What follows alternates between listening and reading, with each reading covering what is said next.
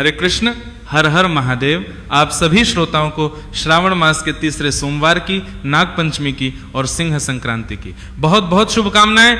भगवान शिव और माता पार्वती जी का आशीर्वाद आप और आपके परिवारजनों पर सदैव बना रहे। वैसे तो संपूर्ण श्रावण मास में भगवान शिव की आराधना विशेष फलदायी होती है, लेकिन श्रावण मास का सोमवार विशेष रूप से भगवान शिव को प्रसन्न करने के लिए अत्यंत शुभ और माना गया है। श्रावण मास के सोमवार का विशेष महत्व होता है। भगवान शिव की आराधना करने वाला व्यक्ति मोक्ष का अधिकारी बनता है। तो चलिए आज श्रावण मास के इस पावन सोमवार के दिन श्रावण सोमवार से जुड़ी हुई पौराणिक कथा का श्रवण करते हैं, क्योंकि हम जानते हैं आप में से कई भक्तों ने आज श्रावण सोमवार का व्रत रखा होगा और आज का यह व्रत कथा को सुने बिना अधूरा रह जाएगा। तो चलिए आज की श्रावण व्रत कथा का आरंभ करते हैं। आज 17 अगस्त सोमवार को प्रदोष काल का समय, जो कि भगवान शिव की पूजा का मुख्य समय होता है, शाम 5:59 से 7:29 तक रहेगा।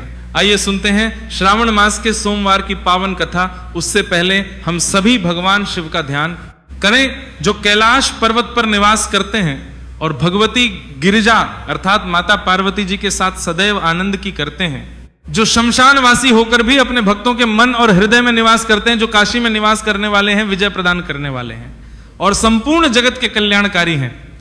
वे कोई और नहीं बल्कि स्वयं भगवान आदि कल्पेश्वर भगवान शिव हैं।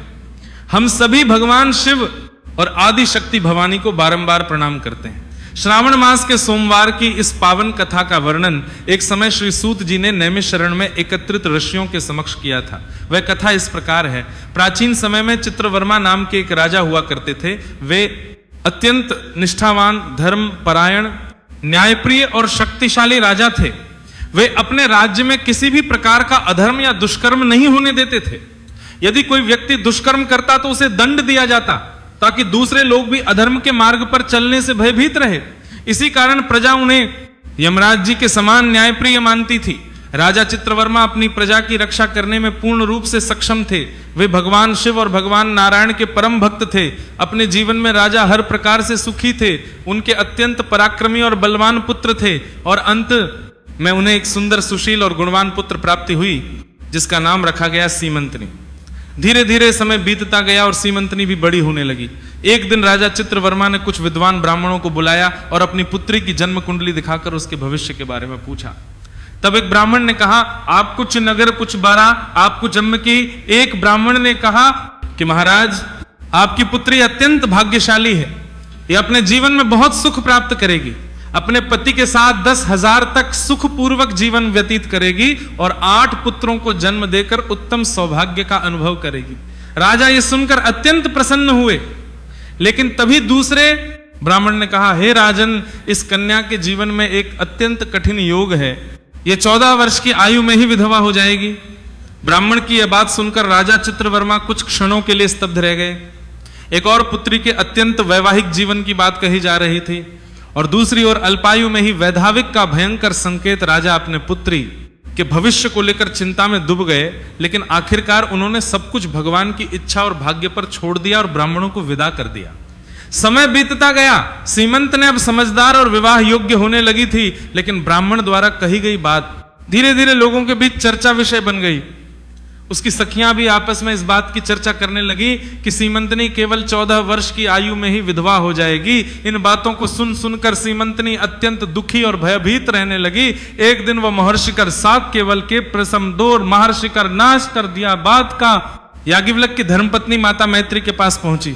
माता मैत्री अत्यंत धार्मिक पतिव्रता और भगवान शिव की परम भक्त थी। सीमंतनी ने उनके चरणों में प्रणाम किया और अत्यंत विनम्र भाव से बोली, हे माता, मैं आपकी शरण आई हूं। कृपया मुझे ऐसा मार्ग बताइए जिससे मेरा सौभाग्य बना रहे। मुझे ऐसे सत्कर्म का उपदेश दीजिए जिससे मेरे जीवन में सुख और सौभाग्य का प्रकाश बना रहे।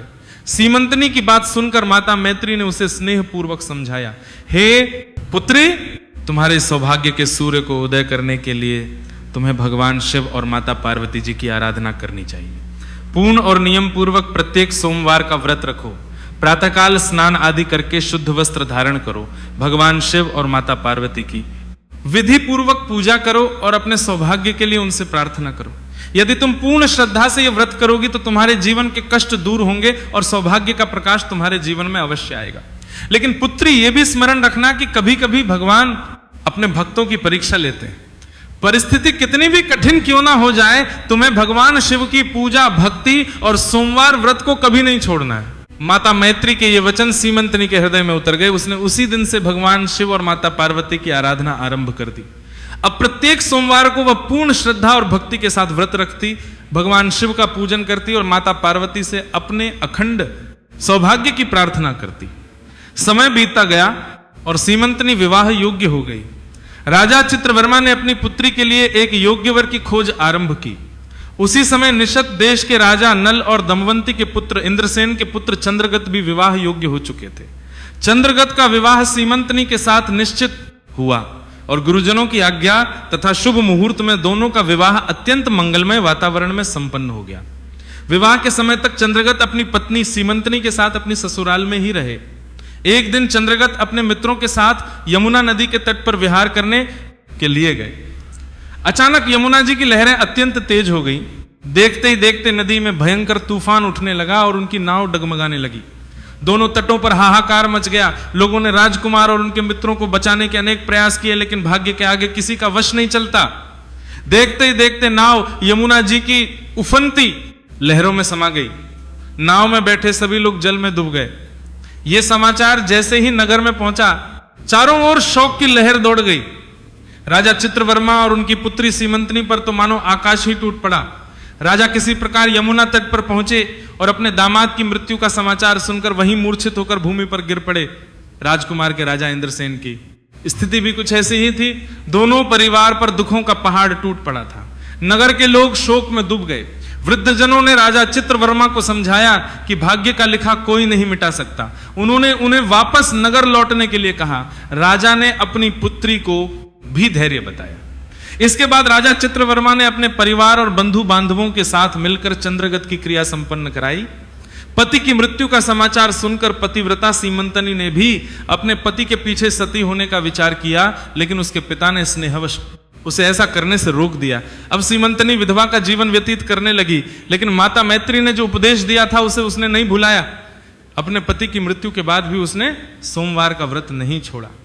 14 वर्ष की अल्प में ही उसके जीवन में इतना बड़ा दुख आ गया था, लेकिन उसने भगवान शिव की भक्ति का मार्ग नहीं छोड़ा।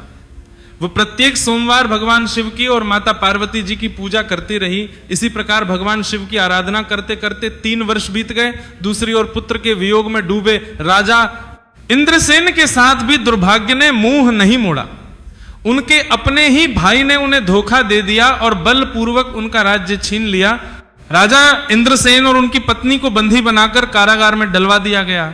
सभी लोग यही मान रहे थे कि राजकुमार चंद्रगत यमुना जी में डूबकर मृत्यु को प्राप्त हो चुके हैं, लेकिन वास्तविकता कुछ और थी।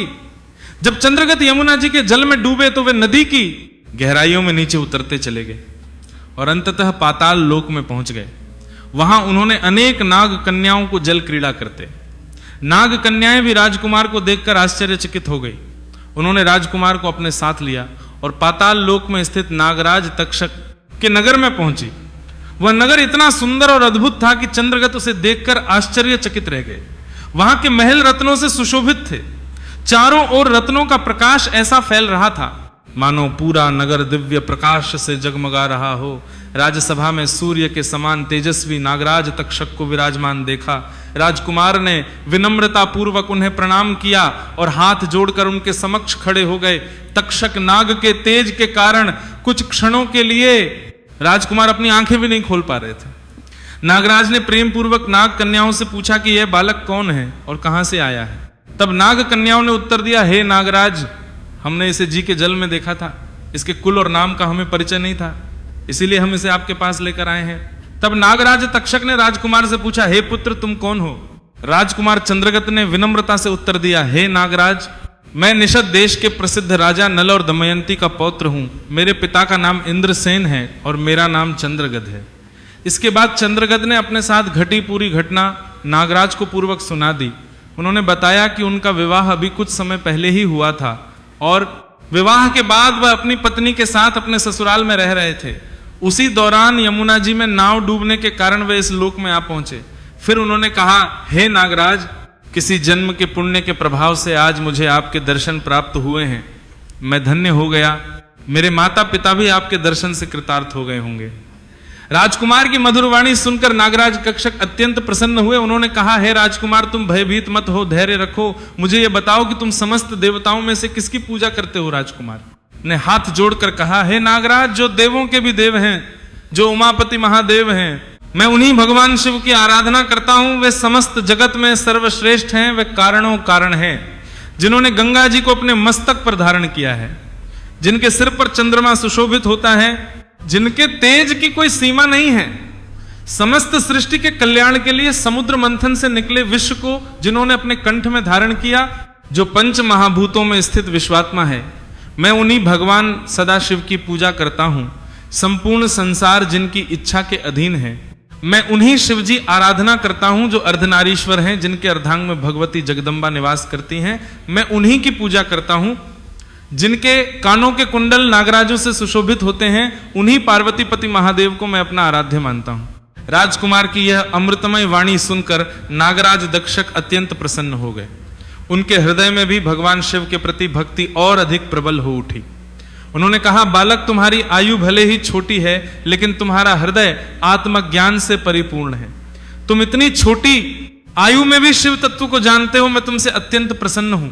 नागराज ने आगे कहा, इस लोक में किसी प्रकार का दुख, रोग और पीड़ा नहीं है। यहां मनोकामनाएं पूर्ण करने वाला कल्प वृक्ष है। यहां मृत्यु का भय नहीं है। वृद्धावस्था और जरा की पीड़ा भी नहीं होती। तुम अपनी इच्छा के अनुसार इस रत्नमय लोक में जहां चाहे वहां भ्रमण कर सकते हो और यथा योग सुखों का अनुभव कर सकते हो। नागराज की बात सुनकर चंद्रगद ने विनम्रता पूर्वक कहा, हे नागराज, मेरा विवाह हो चुका है।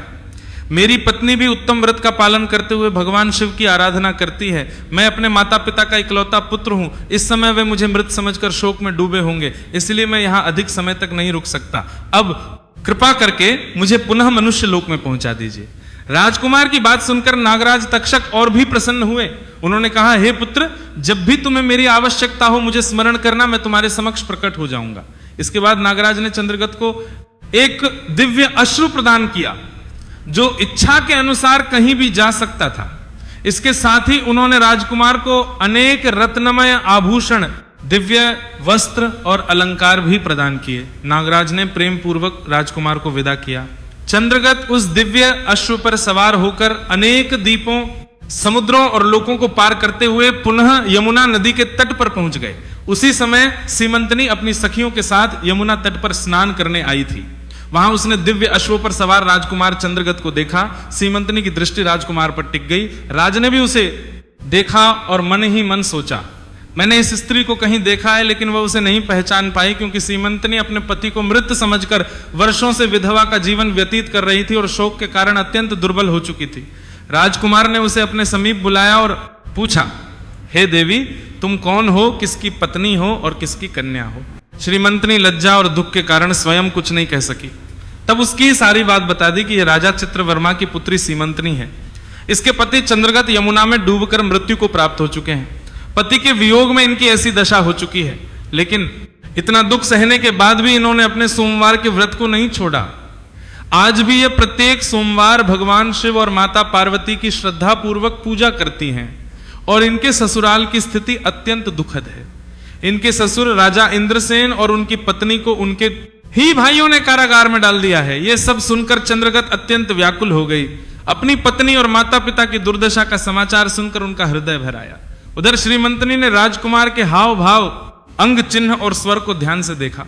उसका हृदय कह रहा था कि ये वही है, लेकिन उसका मन उसे रोक रहा था। वो सोच रही, मेरे पति तो यमुना जी में डूबकर मृत्यु को प्राप्त हो चुके हैं, कहीं ये मेरा भ्रम तो नहीं। अपने भ्रम को दूर करने के लिए उसने पूछा, आप कौन हैं?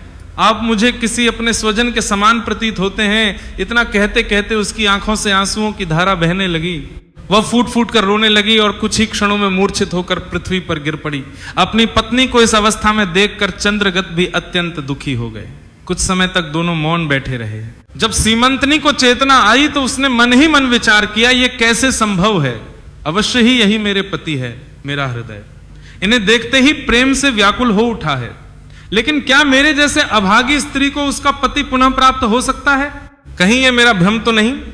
या फिर माता मैत्री ने जो कहा था, परिस्थितियां कितनी भी कठिन क्यों ना हो, सोमवार के व्रत को कभी मत छोड़ना, क्या ये उसी व्रत का है? एक श्रेष्ठ ब्राह्मण ने मेरे 10,000 वर्षों के सौभाग्य की बात भी तो कही थी, क्या उसका वचन अब सत्य होने वाला है?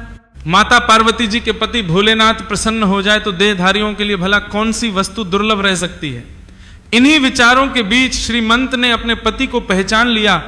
तब चंद्रगत ने उसे आश्वासन देते हुए कहा, हे भद्रे, मैं अभी अपने माता पिता को यह समाचार देने जा रहा हूं, उनका राज्य वापस लेकर तुम्हें लेने के लिए शीघ्र ही लौटूंगा। इतना कहकर चंद्रगत दिव्य अश्व पर सवार हुए और नागकुमारों के साथ अपने नगर की ओर चल पड़े। वहां पहुंचकर नागकुमारों की सहायता से उन्होंने अपना राज्य वापस प्राप्त किया, अपने माता पिता को भी कारागार से मुक्त करवाया।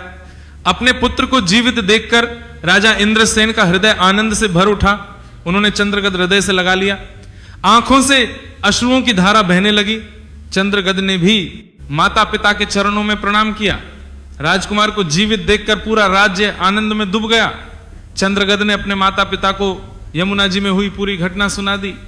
उन्होंने नागराज तक्षक से हुई अपनी मित्रता के बारे में भी बताया। यह सुनकर राजा इंद्रसेन अत्यंत प्रसन्न हुए और मन ही मन सोचने लगे कि ही मेरी पुत्र वधू ने भगवान शिव की आराधना करके ऐसा अनुपम सौभाग्य प्राप्त किया है। इसके बाद राजा इंद्रसेन ने यह शुभ समाचार राजा चित्रवर्मा तक पहुंचाने के लिए दूत भेजे। जब राजा चित्रवर्मा ने अपनी पुत्री के पति के जीवित होने का समाचार सुना तो उनका हृदय आनंद से भर गया। उन्होंने अनेक भेंट और उपहारों के साथ दूत को वापस भेजा। फिर अपनी पुत्री सीमंतनी को और उसके वैधव्य के सभी चिन्हों का त्याग करवाया।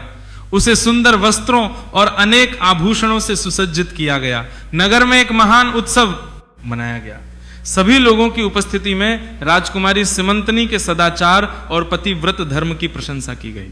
इसके बाद राजा चित्रवर्मा ने अपनी पुत्री को राजकुमार चंद्रगत के साथ विदा कर दिया। राजकुमार चंद्रगत ने भी द्वारा प्रदान किए गए रत्नों और आभूषणों से अपनी पत्नी को अलंकृत किया। इस प्रकार सीमंतनी के द्वारा किए गए सावन सोमवार व्रत और भगवान शिव की अटूट श्रद्धा और आराधना के प्रभाव से उसका खोया हुआ सौभाग्य पुनः लौट आया। चंद्रगत अपनी धर्मपत्नी सीमंतनी को लेकर अपने राज्य वापस आए।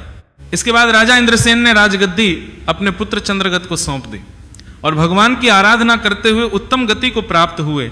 राजा चंद्रगत ने अपनी धर्मपत्नी सीमंतनी के साथ 10,000 वर्षों तक सुखमय जीवन व्यतीत किया। उन्हें 8 पुत्र और 1 कन्या की प्राप्ति हुई। सीमंतनी भी प्रतिदिन भगवान महेश्वर की पूजा करती हुई अपने पति के साथ सुखपूर्वक जीवन व्यतीत करने लगी। इस प्रकार सोमवार व्रत की महिमा से सीमंतनी ने अपने खोए हुए सौभाग्य को पुनः प्राप्त किया। तो ये थी स्कंद पुराण से संबंधित बताई जाने वाली श्रावण मास के सोमवार की पावन और अद्भुत कथा। इस कथा का सबसे सुंदर संदेश यही है कि परिस्थितियां चाहे कितनी भी कठिन क्यों ना हो जाए, सच्ची श्रद्धा, अटूट विश्वास और भगवान शिव की भक्ति का मार्ग कभी नहीं छोड़ना चाहिए। अगर आपको आज की यह श्रावण सोमवार व्रत कथा अच्छी लगी हो तो वीडियो को लाइक अवश्य कीजिएगा। भगवान शिव की इस पावन कथा अपने परिवार और प्रियजनों के साथ साझा कीजिएगा ताकि अधिक से अधिक लोग भगवान भोलेनाथ की महिमा का श्रवण कर सके।